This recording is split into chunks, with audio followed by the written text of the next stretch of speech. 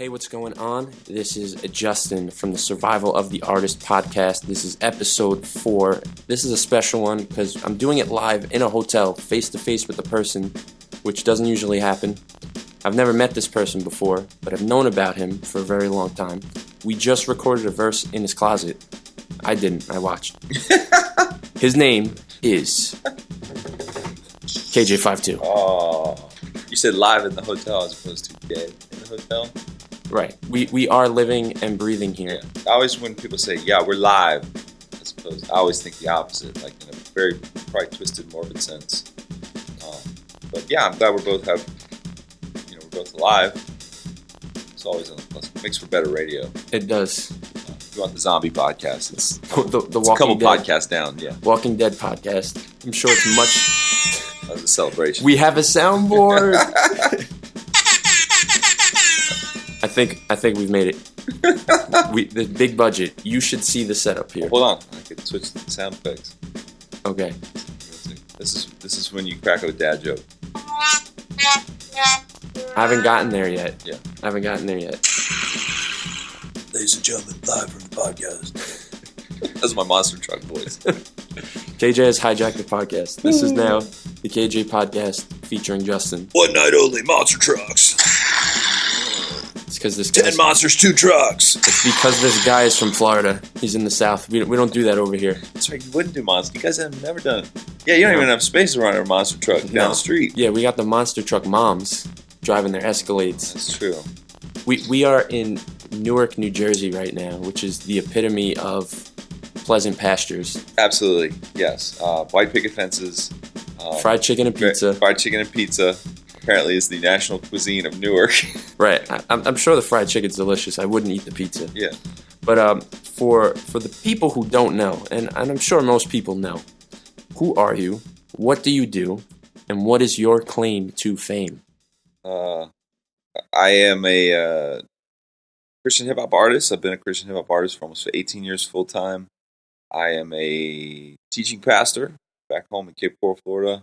I am a father of 3. I'm a husband of almost 20 years. Let's see, I'm a lover of all things nerdy hip-hop, and I have a special affinity for Cinnamon Toast Crunch, Chick-fil-A, and Krispy Kreme. That's very None important. of those are good for me, and so I don't partake very often. But it's very important. We just got our first Chick-fil-A in New York City. I was just reading the New Yorker piece about this. I overheard you. Yeah. And where I live, Chick-fil-A is just, it's a staple. It's gospel. Yeah.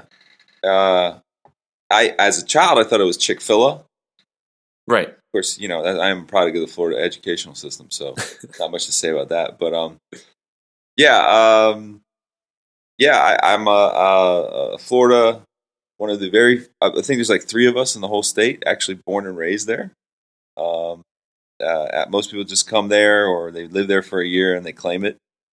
You're all liars and you're clogging up our highways. So how dare you?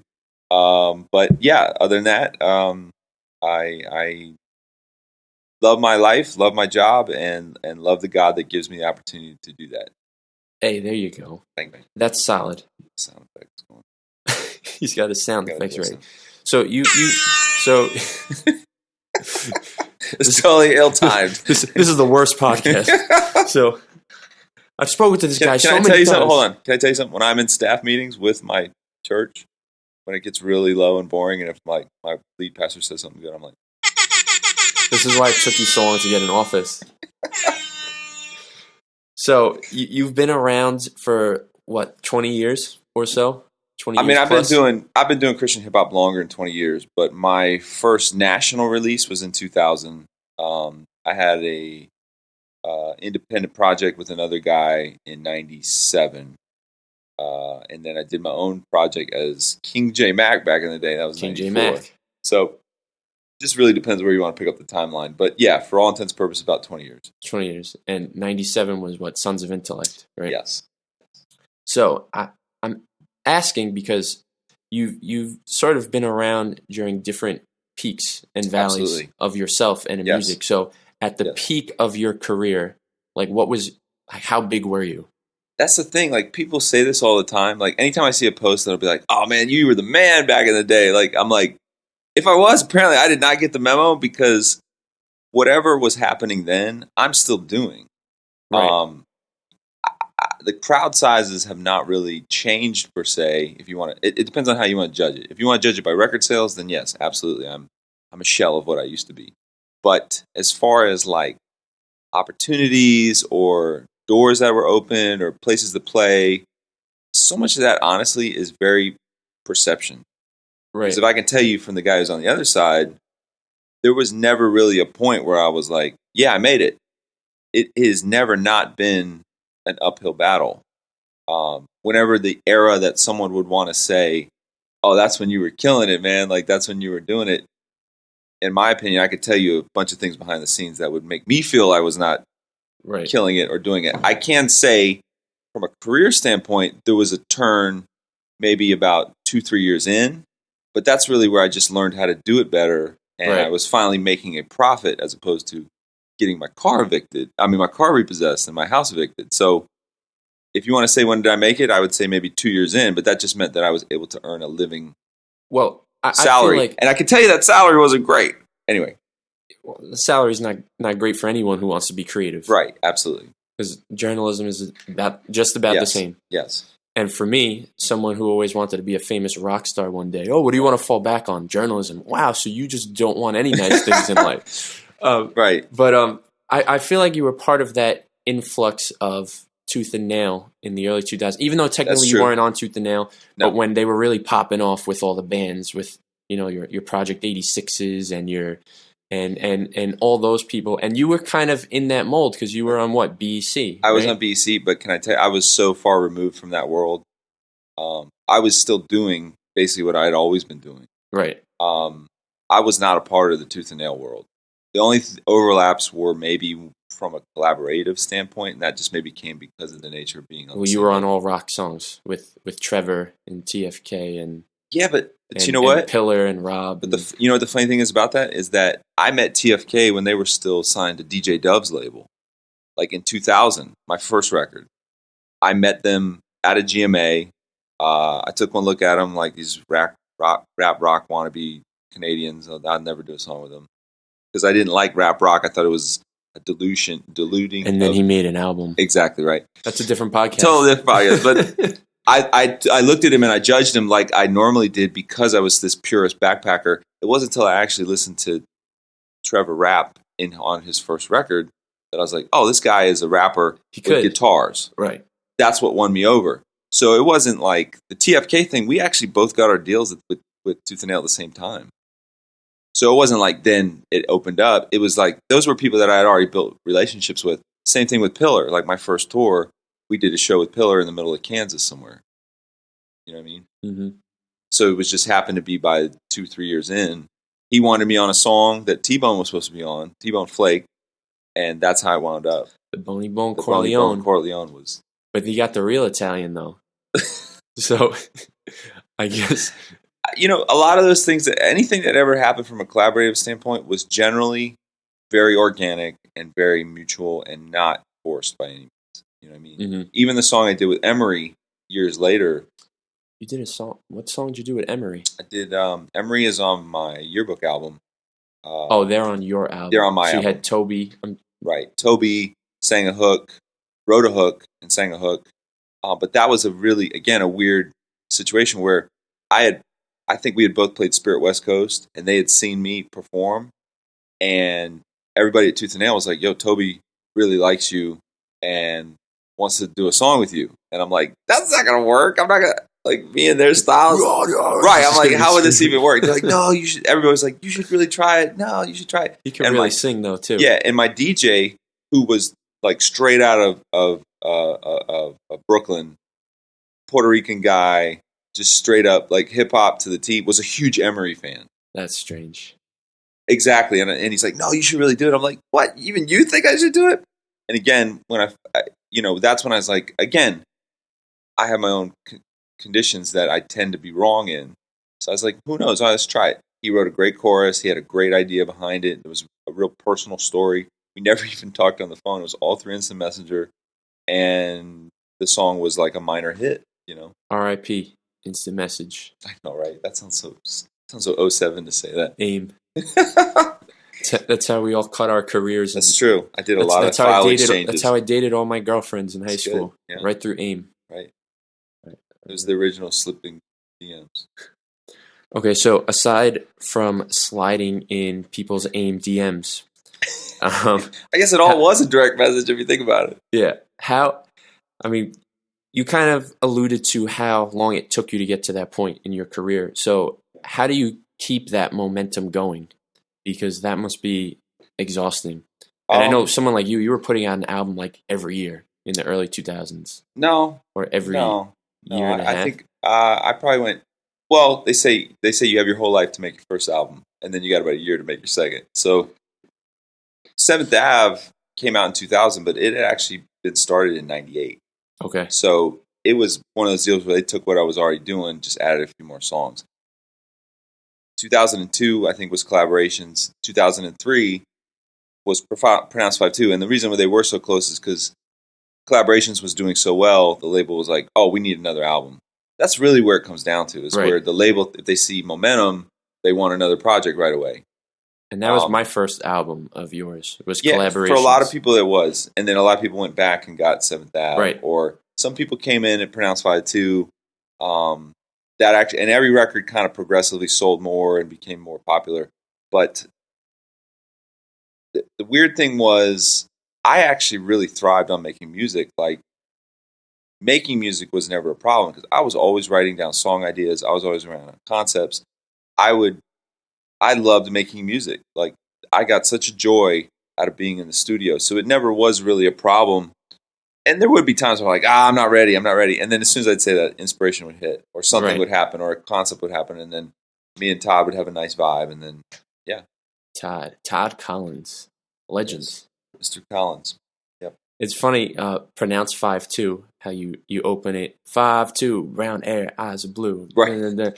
But when I was like starting out rapping, that was always something that I felt like I needed to make an introduction like. and I would say like whatever, and I'd be like almost 6'2", right, clocking in, a Puerto Rican Jew, like something like that. I would hit that rhyme scheme together, and I always thought, I was like, all right, KJ went in with the brown hair, eyes blue, and I would go like under 6'2". Thing was, I was like, I lost a bunch of weight like right after that, so I always felt like I was living a lie. Because 200 pounds is not healthy for me. Like, that's about 10 pounds heavier than I should be. And I actually went to like 210. What are you, like 6'3"? No, man, I'm not even 6'2". I'm like 6'1", 3/4. Okay, so then that's what I am. Yeah. You just give a tall appearance.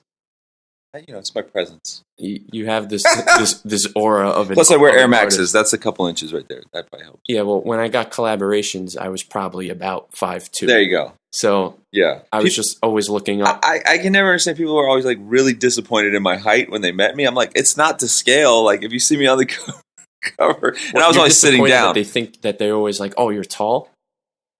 But is 6'2" really that tall? Oh, who gets disappointed with someone being tall? I feel like you'd get disappointed with someone being short. No, people generally were like, oh, dude, I didn't think you're going to be this tall. I'm like, what do you want me to do, man? Like, come back later when I'm shorter? Or... Well, it's funny, speaking of Emery, I met, the guitar player, Matt? Yeah. I met him, and he's like 6'4". Oh, really? And I was like, geez. I was like, you're huge. See, I spent most of my life pretty short, right? I was like the late bloomer. I was very much a late bloomer. So, but my feet grew first. So, like, imagine having this same exact, like, size 12 foot, but like being 5'5", 5'6". Even when I was playing football, like, I was like maybe 5'10", maybe hitting 6, but I was so disproportionate that I would make a great catch and then immediately trip. Like, I was just, it's really awkward. And it's weird because I'm taller than both my parents. I think I'm taller than definitely taller than my brother. Yeah. Me and you actually have like a pretty similar build. Yeah. Well, it was really hard. Like, it's always been hard for me to gain weight. It was hard for me to like build muscle. It was hard for me to I always like, I look at the old picture, my arms look like two like praying mantis arms. That was me too. I'm like 6'2", 190. Yeah. 395. But once I started hitting my late 20s and I was still eating very poorly, all of a sudden my body's like, oh yeah, we're going to pack this on in all the places you don't want it. So it'd be like I started getting the gut, I started getting like the double chin and the fatness in the face and physically bod. getting sick. I was getting dad bod. I started getting the dad bod when my wife was pregnant. Absolutely. And I was like, I was dad bodding it up. But I had built a career off of these 2 dumb songs dedicated to like poor eating choices. And they became youth group anthems. Not that I kept by any means going with it. But the point is that like I just always wrote about anything I was going through, anything that was happening. But I, knew that if I was going to continue on, just from a health standpoint, I had to change. Right. I was getting all kinds and plus just the road is not healthy. Like it's no. Now I feel like you have healthier options nowadays. Absolutely. If you're smarter, absolutely. But I was living a world of youth group pizza, parties and like all this just when you're 20 something and you're a teenager, you can pretty much eat whatever you want. It doesn't matter. And I always had a high metabolism, so it didn't really make a difference. But again, I had to make an honest evaluation of myself. If I want a long career, my physical well-being is going to have to really change. Right. And now it's funny too, because even last night, like a guy that I've known for years, right around my same age now, he's like, dude, like you wear me out just watching you. I'm like, well, I have to. Like I'm still competing with people that are half my age, and about maybe 5 to 8 years ago, I started literally training for the stage. I was like, everything I do will be for the stage. I noticed you have like a lot of fitness stuff on your pledges, and you had a couple. That stuff was more just another option or like another fan experience. It's funny, like me and this guy DJ Aslan, who is also a pastor, he's a DJ. He came to me a couple years ago, like, dude, how do I get my like life on track? And I said, well, I can't tell you everything, but I can tell you what worked for me. And he just started putting those things into practice. And now he just texts me. He's like, I was at this camp for 9 days. I just lost 2 pounds. I can't believe I did it, man. I'm like, good job, bro. Like we're anyway, point is, health is wealth. And like, yeah. If you're still able to deal with youth group kids after all these years and put on a show. Yeah, but it's not even about youth group kids, because that probably still is a part of my life, and it's never been the only thing I did. Right. It's really about just surviving the high level of stuff I have to do. You know what I'm saying? Like, when I leave tomorrow, I land, I'll probably get in at midnight. I got to get up at 6 a.m. I'll be back, and I got to do the youth service that night, and then I'm back on a plane on Thursday. Like, that just takes a lot of mental, physical toughness. Yeah. So you just have to be in shape everywhere, pretty much. It's about having to be able to be endurance, like, and I don't mean like a cross country endurance, but just mental and physical endurance, fortitude to survive. Absolutely. Yeah. All right. So, was it hard for you? And I think we did talk a little bit about this off, but was it hard to adapt from where you were selling CDs and being that to just totally deal with streaming and just using the industry for what it is now? Well, it's weird. About 10 years ago, I used to get a bit frustrated with my audience, like my core buyers, because they were so behind technologically. Right. They were like, they wouldn't do downloads. They would not update themselves. Now you wish they want CDs. Well, no, that's what I'm saying. Well, that's what I'm going to tell you. So this is what's weird. So as the industry changed and as Christian bookstores disappeared, as brick and mortar changed, when I transitioned to fully independent like I am now, I still kept selling CDs. Like my fans... because they were still a couple years behind. But also they're the same fans that have just followed me as I got older. Right. So that they don't really change their format of choice. Right. So what has happened is, like, when I do my Kickstarters, my pledge, I'll still move a couple hundred CDs just on that order alone. So, like, if you would have told me I'd be able to move 2,000 CDs of Jonah, of the Jonah album, I say you're insane. But I have. And that's just the first part. This is the first part. Now, will it be the same this time around? Probably not. Because again, like anything, everybody eventually has to conform to whatever the norm is. But was it hard for me? yes and no. It wasn't so much the format as much as the idea of the album. That's probably where I struggled. You know what I'm saying? Like, for me to go from 17 songs to 15 songs, to 15 songs to 13, to 13 to 12, to 12 to 10, 10 to 8. Yeah, you used to really pack it on. Like that's where I struggled. But then, now that I know that's the new thing, I absolutely love it. Well, what was your album's Boy Named Jonah, right? Yeah, that was like... That had 23 tracks on it. Well, some of those are skits. And, right. But it's 23 tracks, and then you had the bonus tracks. Right. It was like 30-something tracks. But part of that was the industry, too. Like, they demanded that. Like, your fan base was like... You have to come out with an album, everyone buys it, and then say, oh, wait, now I have a deluxe album. Yeah, that was part of just being creative as things began to change. That's probably what that was. But I'm saying, like, fans did not want short albums. Like, they wanted 15 songs minimum. No attention span whatsoever. Yeah, now it's the opposite. They want really short projects. But now what I'm seeing, sorry to cut you off, now what I'm seeing, though, is instead of even short projects, people are doing short songs. Oh, yeah. And I'll get submissions, and it'll be like, the track is 2 minutes. 2 minutes. And it might be a minute and 30. Mostly a chorus. Yeah. And I'm like, how much shorter are we going to go? we're pretty much going to bring back, like, you're going to have ringtone albums, like back in the day. You get that 15-second loop. I think and again, I'm no prophet, but I think if anything, what you will see is there's always a rubber band effect.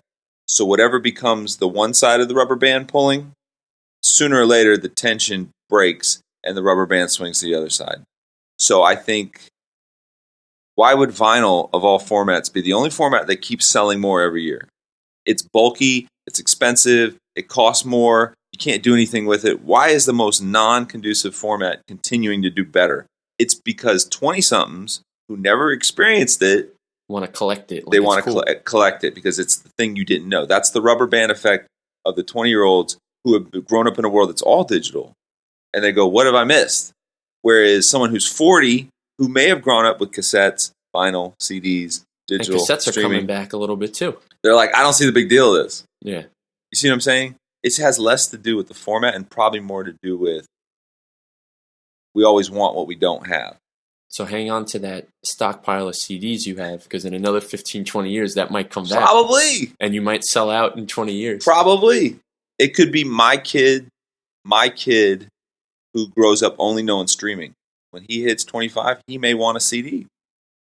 He's going to be digging through your CDs. Or it could be his kid. You know, who knows? Dad, who's this Vanilla Ice guy?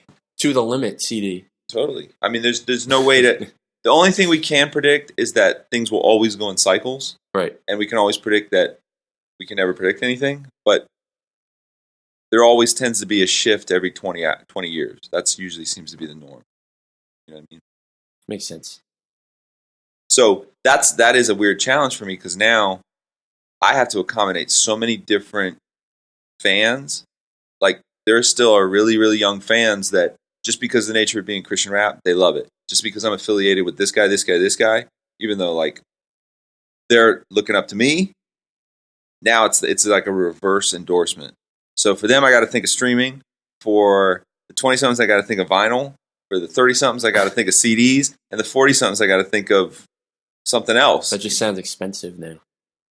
It is expensive, but it's actually a lot of fun. I'll be honest with you. I get very excited with doing that stuff. Like, getting creative with my merch, it really excites me. And now that I'm totally in control, I'm having a blast. I mean, yeah, that's cool. I have so much fun with that. That's why music now is a joy for me again. That's why you keep going. Yeah. People are like, where do you find inspiration? I'm like, because guys that are my age will be like, I can't get inspired anymore. I'm like, well, then you obviously are not hanging with the right people because inspiration's everywhere, man. Okay.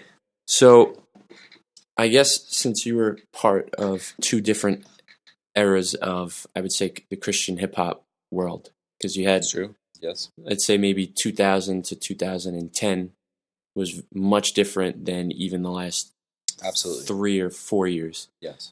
So what would you say are the major differences, kind of like the before and afters of where you used to be and where you're at now?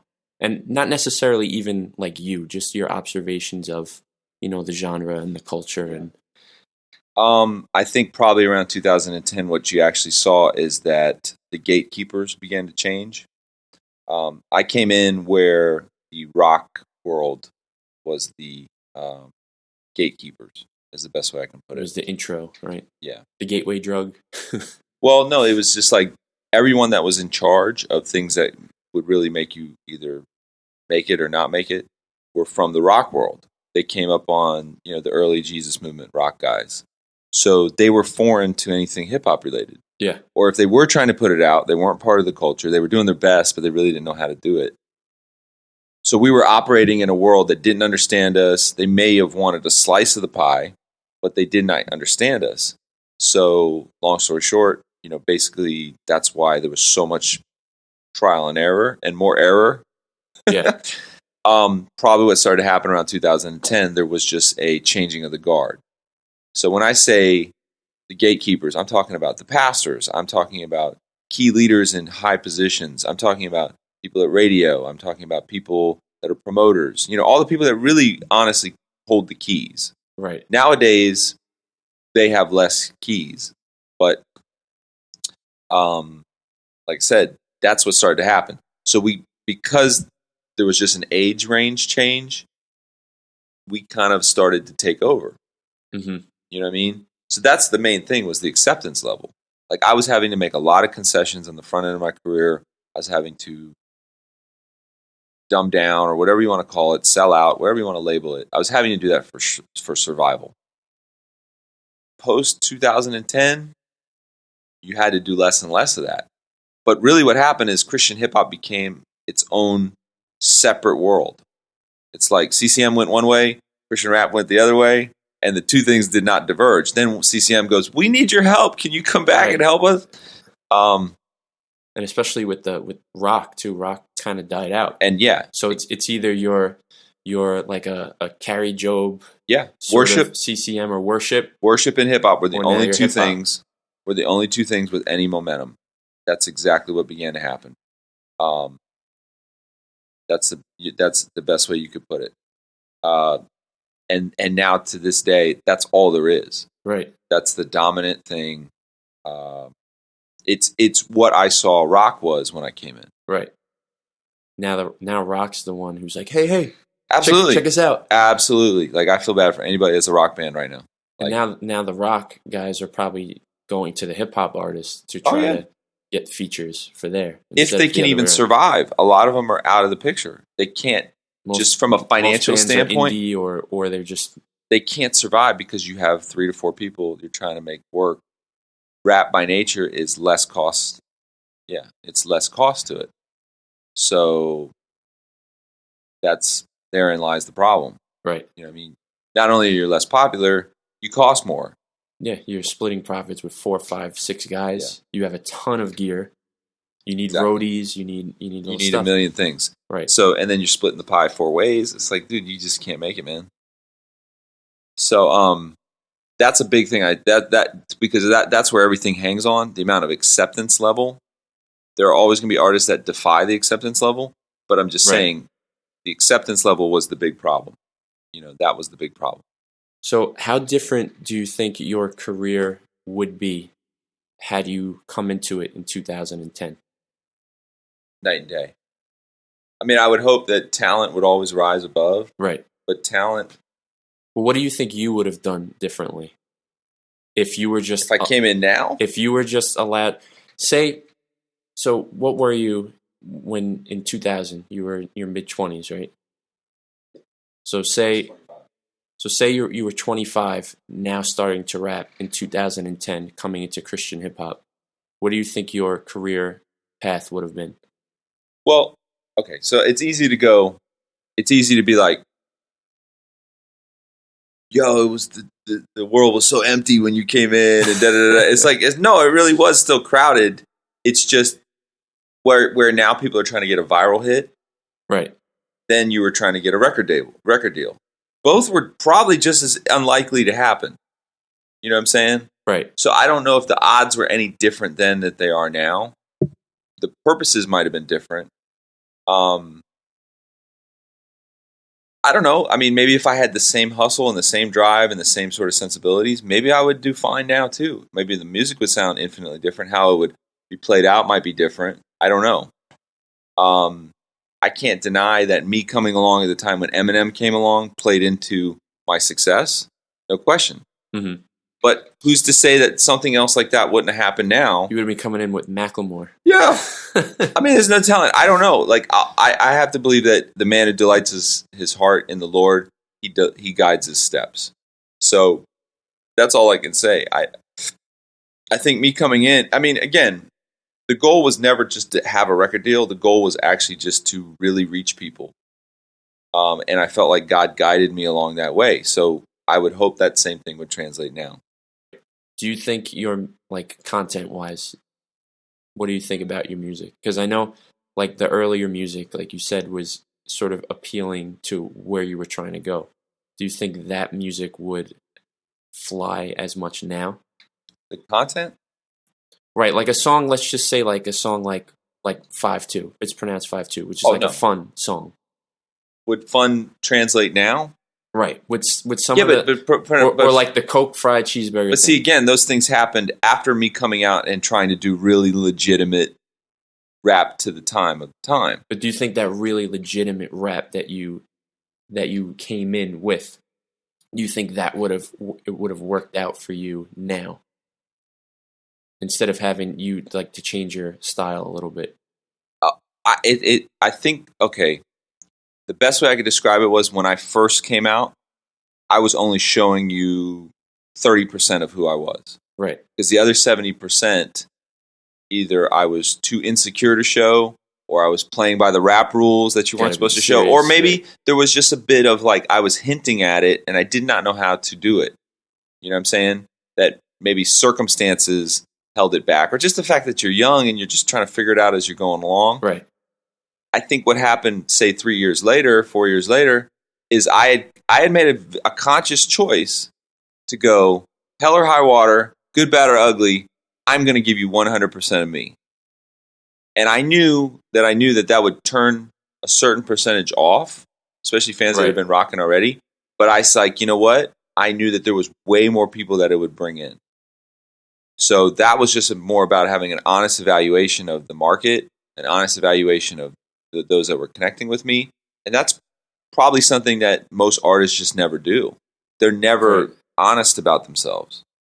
You know what I mean? Where they kind of create like this character, and that becomes their brand, and they can't deviate. And then as soon as they start to, that's when they see the problems. Now, again, it was like a switching of the guard, but I exchanged one thing for something else that was a bigger thing.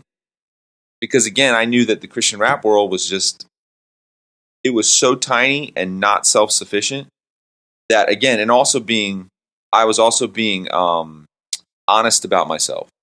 I knew as a white male, there was just certain rules placed on me that you could call them white privilege or not privilege. It depends how you look at it. You could say it's a black privilege and not a white privilege. Right. I just knew that I had to play by those rules to an extent. And I could use those rules to my advantage or disadvantage. It was all in what I did with it. Now, look at a guy like, apparently the guy that you always bite now, NF. Right. He's got like this brand, this serious, mysterious, throw all the eeriuses at the end of it. Right. And that's what he is. And he'll never make a funny song, or he'll never make How do you like know that?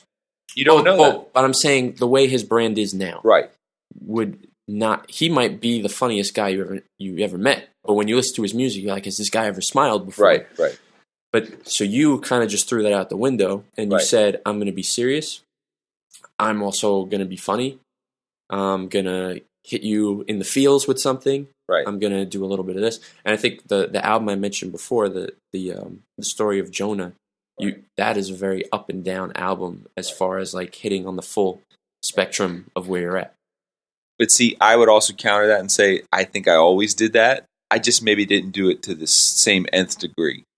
You know what I'm saying? Because even if you look at 7th Ave, which again, people go, you were real back then. It's like, there's a DC Talk remake on that album. There is a Popcorn Beans and Rice, which is a stupid spoofy song. There is skits. There is lyrical stuff. There's your Carmen song. There's the Carmen rap rock song. Like, maybe the blueprint was still there. Maybe it wasn't as developed, But I can tell, again, it's all about perception. If this song hits you at a certain point of your life, or this album hits you, you're going to be blinders to whatever you want to see to it. That's all it comes down to. And I, as an artist, can never convince you otherwise.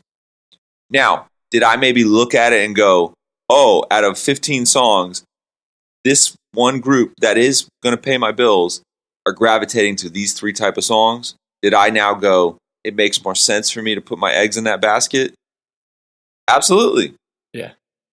But I can tell you, I never exchanged completely one thing for another. Because people go, like even now, I'll see people go, yo, man, I hated your music for 7 years because you never did music like this. I'm like, yeah, I did. You just weren't paying attention. I can go back to any album and pick out the same type of song. If people just think all of a sudden I became lyrical now, it's like, no, I've always done lyrical stuff. You just stopped paying attention because of this thing.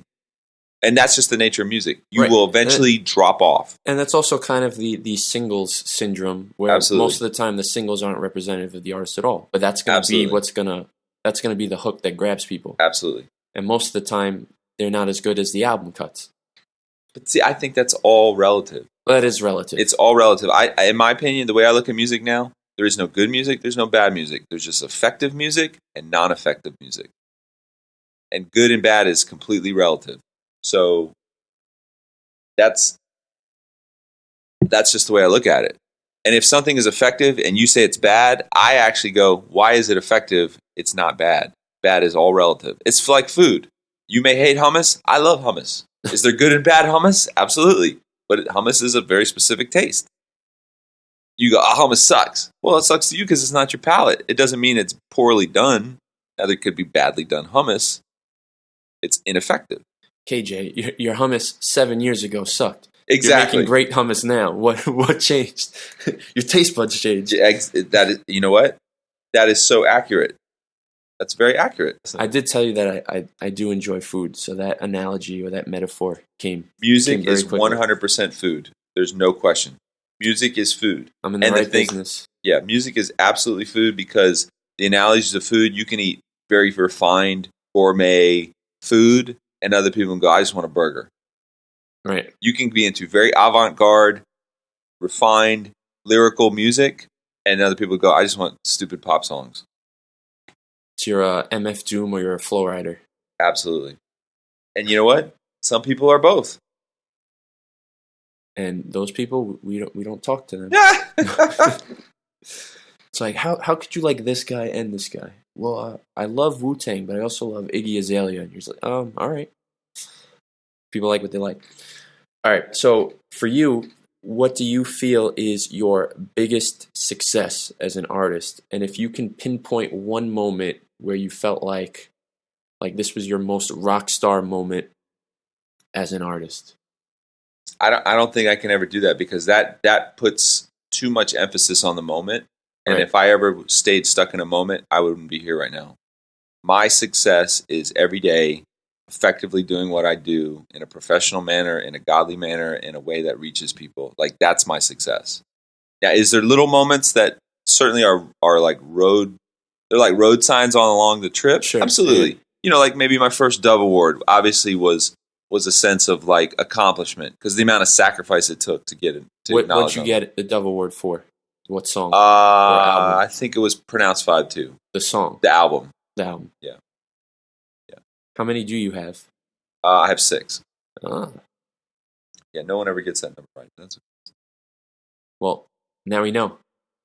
Did you accept all of them? Were you there to accept all of them? I was there to accept all of them, yep. You didn't do the cool rapper thing and just not show up? No. I did, however. We have it via satellite. We have a pre-recorded message. The last one I won, can I tell you the last one I won? Yeah. I was cleaning out my merch locker in Nashville, Tennessee. Because I was done using it and it had been someone else using it. And I just literally unloaded an entire storage unit of merch, thrown it into a rental van, changed my clothes, driving to the Doves.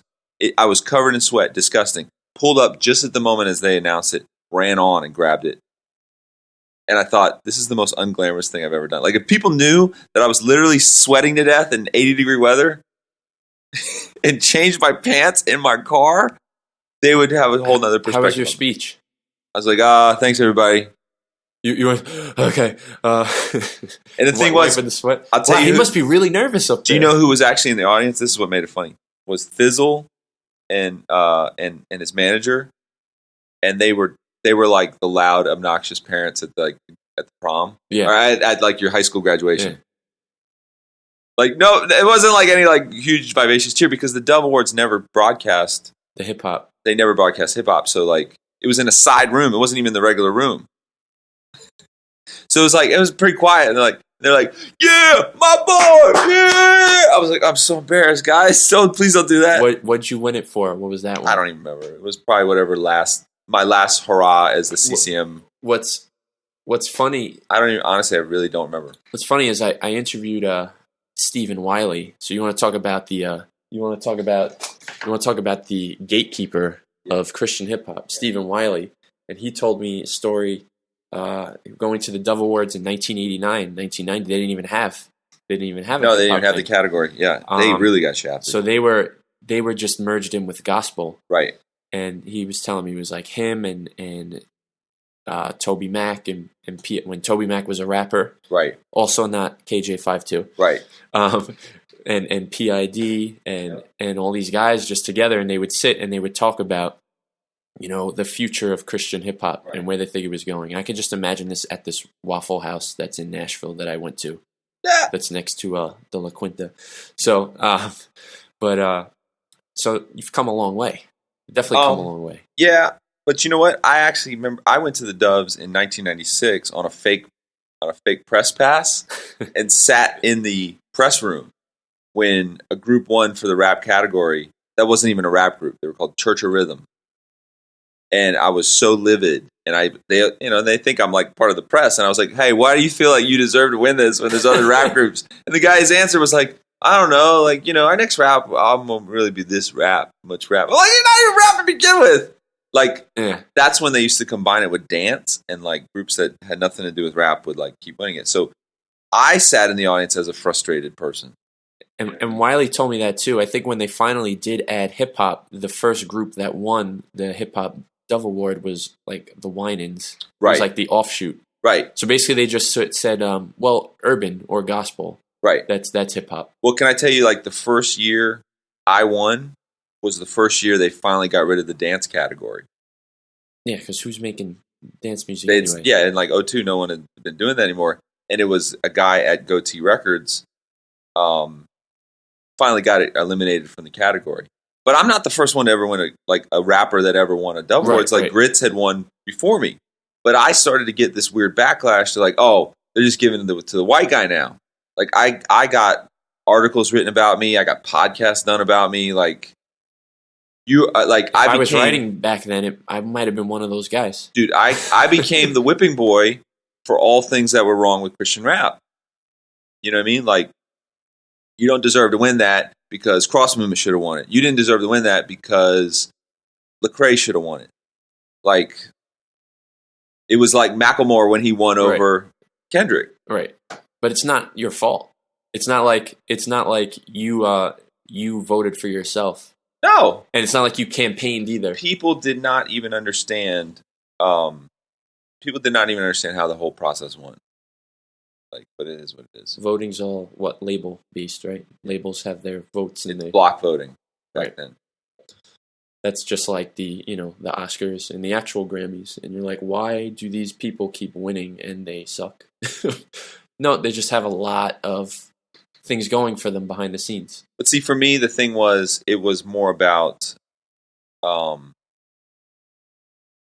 my wife had made so many sacrifices. We had made so many sacrifices to finally just be acknowledged and to have her there next to me when it happened. That was the validation. That's all I wanted. You know what I mean?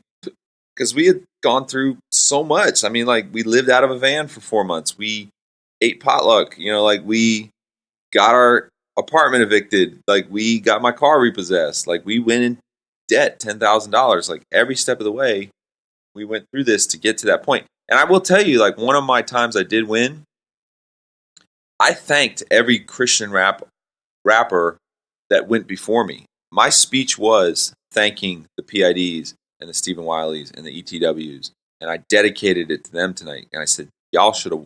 These are the ones that really deserve this. And like 3 people clapped because nobody even understood the reference, but it is what it is. Who's Stephen Wiley? Exactly.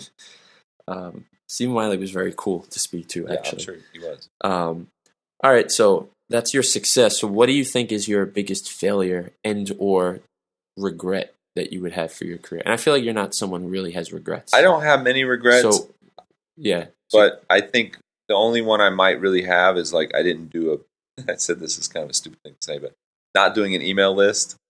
You know, it was just a dumb thing I didn't like pay attention to. I don't have any other regrets besides that. Has there been any big like failure or flop that you that? I mean, yeah, but I don't look at those things as you're more of like it's a learning experience. Yeah, I mean, like every stumbling block can be a stepping stone. Like I don't think I've ever really. I've been very careful to do what I do, and that's kind of where I've been at. You know what I mean? I don't think I've ever really. I feel like the guy jumping out of the window. I have no regrets. I really don't. I honestly, I really don't. I don't. I don't think I've treated people badly. I feel good about like my relationships in the industry. I feel good about I mean, there's artistic regrets, absolutely. Like, is there songs that I look back and went like, I broke my own rules, like the rules I said I never do. I shouldn't have done that, you know. But hindsight's 20/20, man. Like, you know, I don't really have any regrets. All right. Well, since you said that, what's the worst song in your opinion that you ever wrote? Worst song. Like actual song, maybe not like not like one of those skits or something, like actual song. I think there's a song called, and I know a lot of people love this song, but a song called "I'm Guilty" off of Pronounced 5-2. Is that the one? It's like the judge and the reason why I regret that is because the music of it is literally ripped from Nas's of a Nas song. That yeah. Now that you're telling me that, now I hear it. Now, is that necessarily my fault or the producer's fault? It's kind of Todd's fault, to be honest with you. But it's my fault for permitting it. You see what I'm saying? Like, I could have been more hands-on and said, dude, this is just a bite. Like, I come from the era, you don't bite.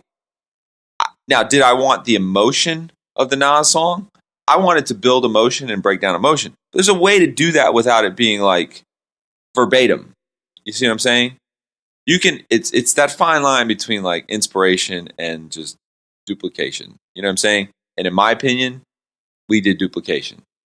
Now, did the average person that listened to it ever catch that? No. But me as a hip hop artist that lives by a code, right? I broke my code. So for you, that's your worst song. I can't say it's my worst song. I'm just saying I can definitely tell you it's something that that's a regret. Yeah, there's no, like, listen, I'll tell you, almost all of us go, I want to do a song like this, but the smart ones of us know how to do it in a way that we draw inspiration from it. We don't just copy it. Did you perform that song live? Never. Because of that reason? Nah, it just wasn't. It wasn't really a live song to do. It wasn't a live song to do. You know, that's the other thing. Crowd killer. Listen, I was rapping for white kids with zero rhythm and just very little knowledge of the industry. So, like, I had to skew my live show to compensate for their lack of abilities. All right. So just you screaming, "God forgive me, I'm guilty," was probably not the best route. Honestly, it was more of a tempo thing. Certain tempos would just kill the white kid crowds. They could not rock to it. That's a thing now. The white kid crowds. Well, it's honestly, I mean, if that's who you're playing for 90% of your shows, like you have to be cognizant that you have to rock that crowd. So there would be artistic things that I would have to do, or even musical things that I would do, just for the sake of knowing that who the audience would be. Now that's all changed now, but again, you know, now I would have people come up to go, dude, I gave my life to Christ because of that song. You know, people would go, that song got me when I needed to hear it. You know, and again, same thing with like Coke Fried Cheeseburger or Mountain Dew or any of those like Mullet song. The Mullet song, actually, I don't regret that song because I think that was a song where I literally made it as bad as possible. Well, that was on purpose. Absolutely. Yeah, you know, like the guy who played the guitar for it, he was tuning his guitar while I did it. And he goes, "Oh, okay, I'm done tuning." I'm like, "No, we're done. You're not going to tune your guitar." He's like, "What?" Like, no, that's the take. It has to sound bad. Like, you know, so I don't mind with that. But like, you know, a lot of them has to do with production. Like I look back and go, "Oh, the sonics of this is just too thin," or it's like we could have done better on it. But the way I fix that now is I just update it. I'll do it over a beat that I like better. You know what I mean? That I think is better. But the worst song, I'll be honest with you, Sole Purpose, I phoned in the lyrics on that record. Like, I had so much going on. Me as a person that tries to write things. Yeah, and that was like in the middle of like 2 other projects, right? Yeah, I had so many things going on.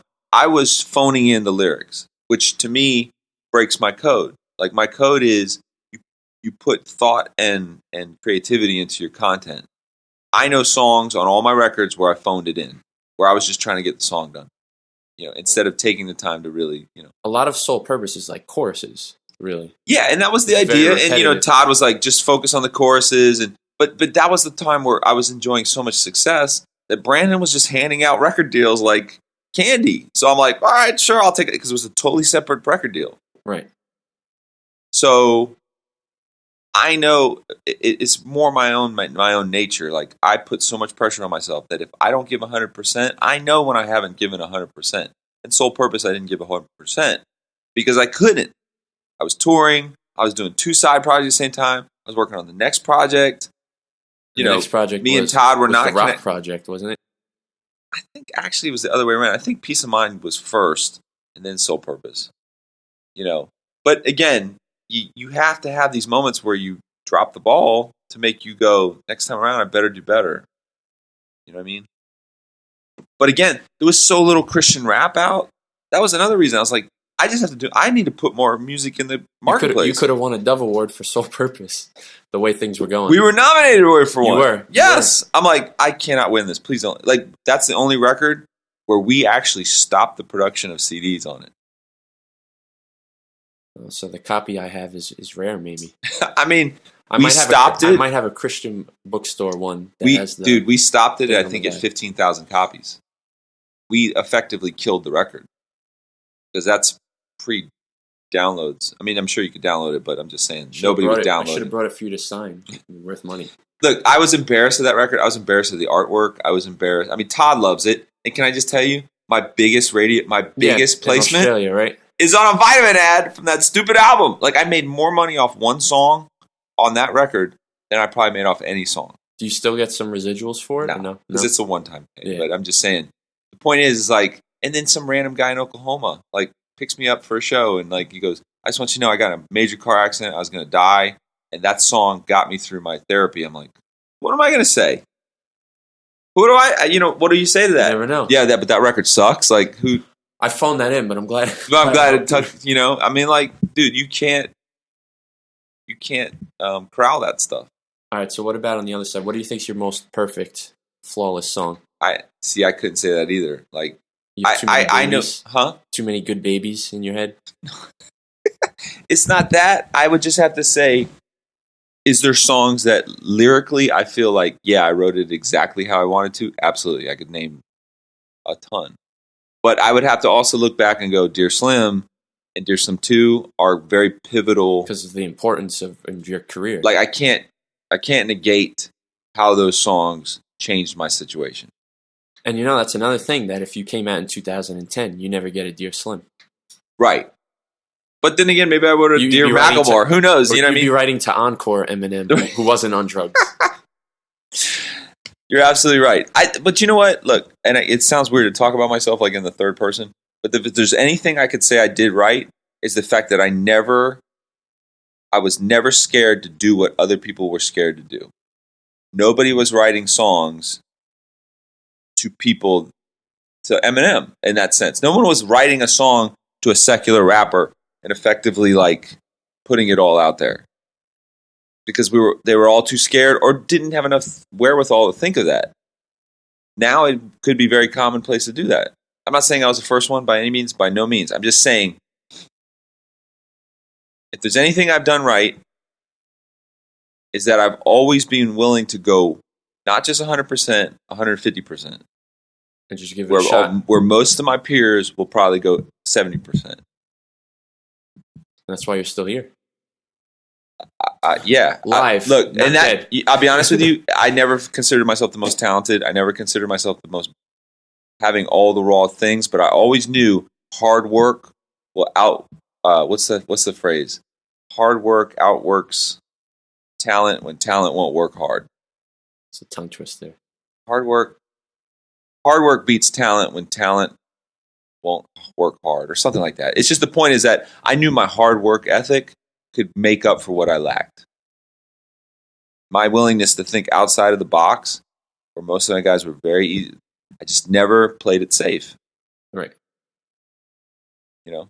So with that being said, as someone who almost won a Dove Award for Sole Purpose, but had a hit in Australia, has had their music heard by Eminem, has been slammed on VH1, has body slam, has seen and done it all. Like, what is left? What do you feel is left for you to do in your career? What's like something else you want to accomplish? I never had, like, that's not the way I ever really looked at it. I didn't look, I got to do this, this, and this. I never had a bucket list. Right. It was just, if you keep doing what you do every day and you do it well and you do it consistently, those things that people look as bucket lists will just happen. So I don't really have anything that I want to accomplish per se. The best thing I can accomplish is what is right in front of me right now. You know what I mean? Be a good dad, be a good husband, be a good steward of my finances, be a good, have artistic integrity, be a good minister. If I just keep doing those things, the other stuff just by sheer nature will happen. Since you do have an album that recently came out, can you, maybe talk a little bit about Jonah Part 2? And you're currently on tour for it. Yeah. Well, I'm always on tour. You're always touring. Yeah, I haven't done like a traditional tour in years, but I've always played out. That's just, honestly, when I left youth pastoring, a bunch of inner city hood kids, I left it because I wanted to be on the road sharing the gospel through hip hop. Like, that was always the desire. Whether the records happen or not, that was like secondary. But yeah, man, like, basically, the guy came to me about doing the documentary, and I thought that's kind of an odd thing. Like, how much of my, it's a very specific fan base would only want to fund that or see that. So I was like, if I just do a documentary, I'm only going to have this level of success. People always want new music. So I thought, what if we combine this as two things? We do a deluxe version or bonus songs. Then I realized, like, doing a deluxe version in 2018 makes no sense. Like, right. That's stupid. You're just, again, I just listen to the fans. I ask the fans questions. I listen to what they say. I gauge their temperature. I try to serve them the best I can. And they're like, we want a new project. So then I was like, okay, well then it's easier for me to do what I feel is like the continuation of what the project was. Because 8 songs is dumb small, yeah. So that's basically what just happened. And it was pretty effortless. Like, it wasn't, music does not feel like work anymore. It feels like what it was when I was a kid. Like, it's just your expression now. I just do it better and smarter because I have more experience. But that's really what it came down to. Like, super effortless, and like, now I don't have to try and hit the whole nation. I'm just trying to satisfy my tribe. Right. That's it. Like, music stopped being fun when you had 1,000 people in your pocket. You know what I mean? That's when you're making concessions and you're doing things for these people. You're like, now you're just doing it for yourself. Well, I'm doing it for the people that appreciate it, which I guess is myself. But I don't have to do all the concessions I used to do. Like, I can just rap for the sake of rapping. Like, and people get it. Like, that's where I started. So you've come full circle. Absolutely.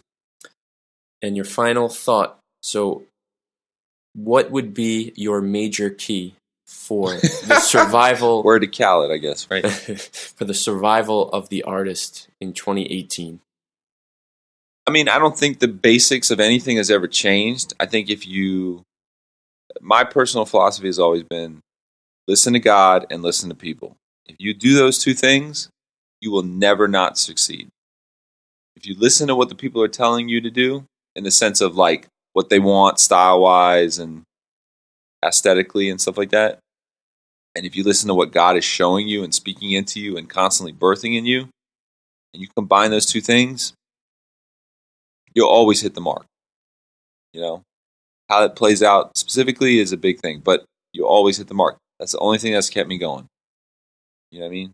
Like those two things. Listen to God, listen to people, and you'll be okay. And how much longer are you going to keep going? You know, it's funny, like, the best way I can compare this to, because I used to run track, is when you're running a track race, you reach a point in that run. There's two things that happen. You either reach a point before you finish the line where you're like, dude, I just want to finish the line. I just want to cross the finish line and collapse. The other way you can run is you cross the finish line and you go, dang, I could like run some more. Yeah. There was a point in my life where I was just trying to cross the finish line. That was like, oh, if I'm still at 35 and I'm doing it, I cross the finish line, I'm good. Oh, if I'm still at 30, I'll da-da-da. What's happened now is I've crossed the finish line and I got plenty of gas left. So when someone goes, well, when are you going to stop? I'm like, I don't know. I was supposed to stop back then. You know, now I'm just like, I'm in bonus level or whatever you want to call it. You know what I mean? Deluxe part of the album. It's almost like I finished the race and then I found a whole nother trail off to the side. And now it's brand new territory. And I'm just running for the sheer enjoyment of what running feels like. You know what I'm saying? Yeah. So maybe there's an end to that trail somewhere. But I came up in an era where they told you had to pick. You can either do this or you can do the music. You got to pick the two. You cannot do both. What has actually happened now is the whole new world, the whole generation underneath me goes, you never need to pick. Because they don't know any different. You know what I mean? Yeah. The only people that ever criticize my appearance or my status level or where I'm at in the industry are guys a little bit younger than me. You see what I'm saying? And in 20 years, they'd probably wish that they even made it 5 years. Sometimes I wonder if they're projecting their insecurities onto me. Right. Because it's like the people that you think should be criticizing you never do. They're just like, yeah, man, works for me. It's like those that like are a little frustrated and a little bit younger, maybe 5-10 years younger. They're the ones that have the most criticism. And I realize like they have no bearing on me. Like, so at this point, I'm like, it is what it is. I feel like do your kids still think you're cool?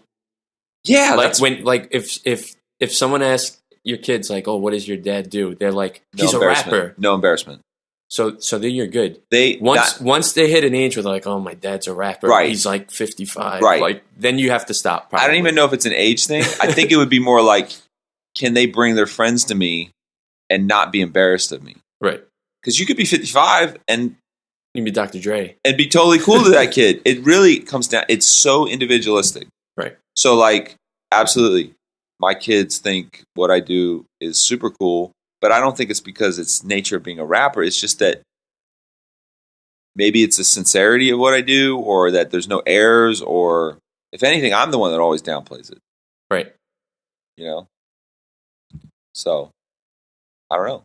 I know a lot of guys my age with kids that their kids are not embarrassed of their parents. But it probably has to do with the way their parents disseminate their relationships with them. Right. You know what I mean? They're actively involved in their lives and like, you know. Actually, it's funny you say this. I just had this conversation with a guy. I've known him for a long time. He used to rap quite a bit. Now he's a pastor. He's struggling with what he wants to do musically. His son raps. Son is of the new generation style-wise. Mm-hmm. And his dad will get on his case about the new style. And I'm like, you have to stop doing that. You cannot look with 20/20 vision back on our past and go, it was better when we did it. The same problems were there. You know what I mean? They probably both think each other are whack. I mean, part of it's just, yeah. But it's also the relationship of a father and son. Absolutely. And to be honest, have I ever done that too? Of course. Look, I went into my son's Instagram. I saw some of the people he was following. I'm like, you're not following him. He sucks. He can't rap. I started unfollowing all these people. And I'm like, oh my gosh, I was wrong. I had to go back to my son and go, you know what? I'm sorry for doing that. We should discuss this together. And let me explain to you why they suck. But I realized, and I'll leave you the choice of the like, that was my natural inclination, but I pulled it back really fast, and I apologize. You know, fathers do not exasperate your children. Yeah, do I just let him run willy-nilly with what he wants to do? Of course not. But you get way farther in discussing and talking than putting the hammer down. Yeah. And that's it. Yeah, man. Great KJ-52, put the hammer down. Hammer down. This hammer was time. Survival of the Artist podcast, episode 4. Live, not dead, in a hotel in Newark. We're alive. With King J Mac himself. Thanks for listening, everyone. KJ, thanks, man. Thank you, sir. Good to finally do this in person. Yeah, man.